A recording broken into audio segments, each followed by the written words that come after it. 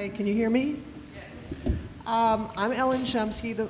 The pictures that you see on the wall behind us were taken by me during the years of 1969 to 1972.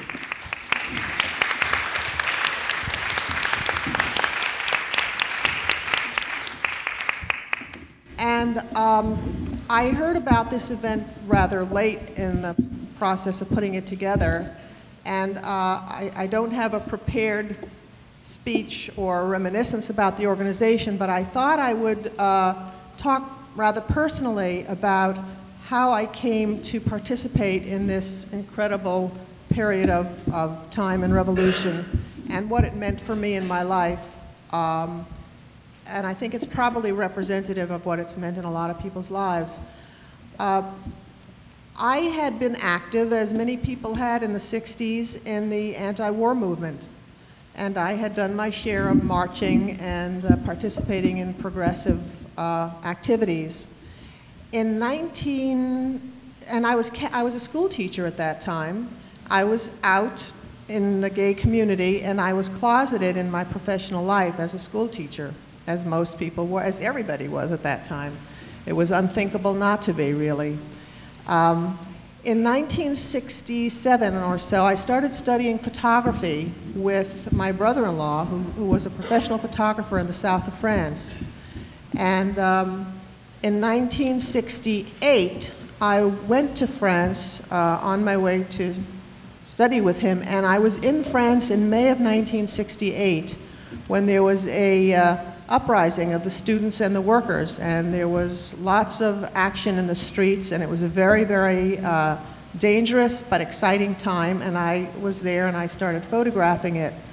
And after that, I was invited to join a brigade of students, of European students. I was the only American, the Venceremos Brigade, that went to Cuba, and I spent some time in Cuba. And I got very excited about the idea of a people's liberation movement. And when I got back from Cuba, I needed a job, and I went to talk to some old colleagues from the Board of Education, and they said to me, you belong in this new project. There's a whole new development in the school system. There's going to be an experimental project in community-controlled schools, and that's where you belong. And so off I went to Ocean Hill, Brownsville, and I was hired as a teacher. And for the year of 1968 to 1969, I was very active in the Ocean Hill, Brownsville experimental community-controlled school project. It was a wonderful group of very progressive and radical young people, and I spent a lot of time socializing with them, but I was closeted, and I had this completely schizophrenic life. Because during the day, I was hanging out and palling around with all of these wonderful political peers who were heterosexual, or so we all presumed. And then, at night I would join my friends, and off we would go to the lesbian bars, the Sea Colony, and I think that was even before Cookies. And again, I felt weird and schizophrenic about it. I also had the experience by the end of the year of really respecting the need of that black community to take control of their lives, and I respected the whole idea of self-determination and that they needed to take charge of their school system. But I questioned my place in that experience. I didn't feel as affected as I wanted to feel. I was going back to France at the end of June of 1969. I lived in Greenwich Village. I lived a few blocks away from Sheridan Square. And I heard about the Stonewall. And about 2 nights before I left for France, I took a walk over to Sheridan Square. And all of the mesh trash cans that you see on the streets, they were all on fire. And it was the most alarming and thrilling thing I had ever seen. There was something about it that just portended something unimaginable. And yet I had my ticket in my hand, and I was leaving the country, and I did leave the country. And I started doing a photo document about the wine growers of southern France. And I started getting letters from a very dear friend of mine, Alan Warshawski, about the formation of this Gay Liberation Front. And it was one of these incredible epiphanies in life. Everything suddenly fell into place. I knew that I needed to do some kind of meaningful work. I knew that I needed to do something that was personally meaningful, that was about my own self-determination. I knew that I needed to take the photography that I was studying and find a project that was really exciting and dynamic. And it just seemed like I had to get back to New York. I felt like I had this mission, this calling to document and join and participate in this gay liberation movement. And so I did come back, and in about September of '69, I joined the gay liberation movement. And from that moment on, I was practically never without my cameras.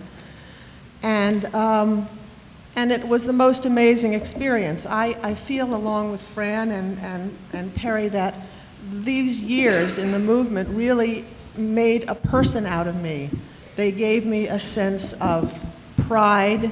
They gave me a sense of my own possibilities. I discovered that I could speak, that I could lead. I became part of the Come Out Collective along with Perry and other people. My photographs were published. I developed tremendous self-esteem. The meetings were just a phenomenon in and of themselves. I mean, there were, you know, all of these different cells. There were the communists, there were the anarchists, there were the socialists, there were the Republicans, there were the progressives. And everybody had their own perspective, their own axe to grind, and we were trying to do this all by consensus. And they were madhouses, but they were incredibly, incredibly exciting. But I'm going to introduce another little angle here because, of course, I was a woman in the Gay Liberation Front. And in a way, I think there are some things that die hard. You notice that when Jerry Hoos originally spoke about the different parts of the Gay Liberation Movement, he forgot about radical lesbians. But you reminded me. But I reminded you, just as we did then. History repeats itself. Because what eventually began to happen as a woman in the gay liberation, we had a visitation actually from some feminists, from some radical feminists. And they said, you know, this is a male movement.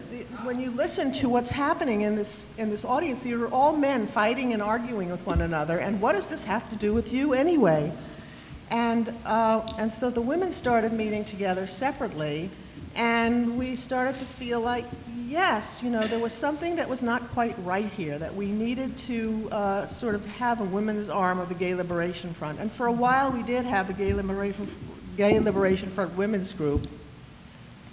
And then there was this big issue, and the famous issue in the history of Gay Liberation Front, of the women's dance.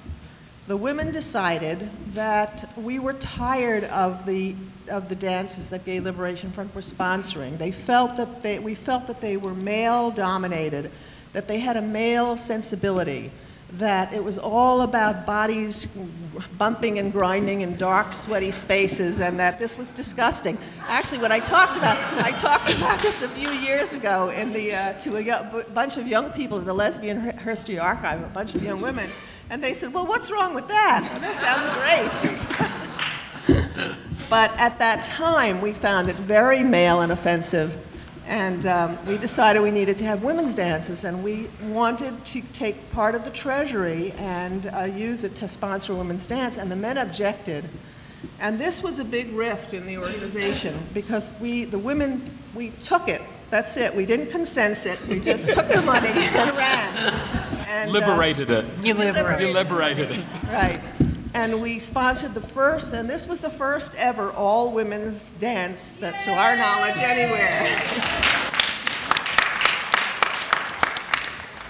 And the result of that was that the women eventually split off, and we formed this group called Radical Lesbians. And as you look at these banners, you'll see a lot of radical lesbian banners up there. And we had our own meetings separate from GLF that also went on endlessly with consenting and whatever, and consciousness raising and whatever. But then something else happened. There was a split in radical lesbians, because part of what we did was we saw ourselves as a service organization. We had a speakers bureau. We went out and spoke at colleges. We spoke to young women. We had a great event where we took over the National Organization of Women. we had a saboteur from the National Organization of Women who at their big annual conference took control of the lighting system, turned off the lights in the auditorium, and when the lights went on, the stage was filled with women wearing T-shirts saying "Radical Lavender Menace," because the lesbian issue had been referred to in the NOW organization as the Lavender Menace. Was that Betty Friedan? Didn't she say that? Yes. Yeah, okay. Yes. We took over the conference, and the rest of the conference we talked about lesbianism within the women's movement, and we started a bunch of consciousness-raising groups as an offshoot of that event. And one of the other things we did, as I said, was that we had dances, and we thought of ourselves as serving the gay community.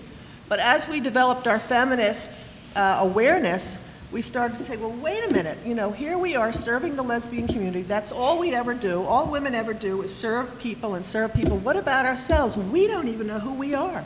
We're strangers to ourselves. We've grown up in the patriarchy, and we don't know who we are. We have to find who we are. And so a group of us, including me, went off and founded a commune, and somewhere among these pictures is a picture of the commune, to discover ourselves. And I can remember the very last dance that we sponsored was in January of 1971. And I remember it because at that point there were already a lot of women who didn't want to put energy into doing a dance. And at that point I was the one who wanted to. And we put on the dance. And at the end of the dance, everybody left. And there was only one person left to clean up that whole mess, and it was me.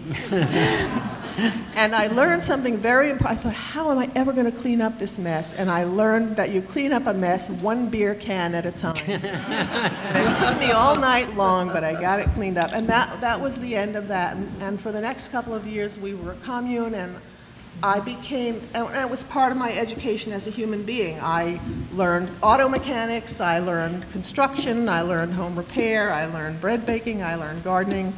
And by the time those years were over and it was time to sort of mainstream myself back, I really feel like I had become a person in every sense of the word. I felt proud, I felt competent, I felt resourceful, I felt ready to take on life. And by that time, GLF had morphed into GAA. For over 30 years, I've gone to the Gay Pride Parade, and I just can't believe, every year I'm just astounded at the proliferation of groups, and organizations